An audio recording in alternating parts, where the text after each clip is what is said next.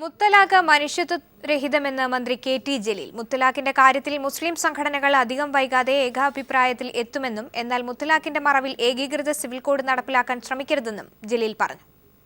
മുത്തലാഖ് വിഷയത്തെ ആസ്പദിച്ച് ഏക civil code കൊണ്ടുവരണമെന്നുള്ള അഭിപ്രായം ചില കേന്ദ്രങ്ങളിൽ നിന്ന് ഉയർന്നു വരുന്നുണ്ട്. ആ ഒരു വിഷയത്തെ ആസ്പദിച്ച് മാത്രം ഏക സിവിൽ കോഡ് കൊണ്ടുവരിക എന്നുള്ള ശ്രമം അതിൽ നിന്ന് ബന്ധപ്പെട്ടവർ പിന്തിരിയുകയാണ് വേണ്ടത്. മുത്തലാഖിൻ്റെ കാര്യത്തിൽ തന്നെ മുസ്ലിം സംഘടനകൾ ഞാൻ മനസ്സിലാക്കുന്നത് അധികം വൈകാതെ ഒരു ഏകാഭിപ്രായത്തിലെത്തുമെന്നുള്ളതാണ്.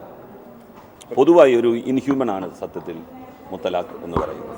ഏക സിവിൽ കോഡിനെ സംബന്ധിച്ച് അത് ഇംപ്ലിമെൻ്റ് ചെയ്യുന്നതിനെ സംബന്ധിച്ച് ശക്തമായിട്ടുള്ള വിയോജിപ്പുകൾ എല്ലാ വിഭാഗം ആളുകൾക്കിടയിലുണ്ട്.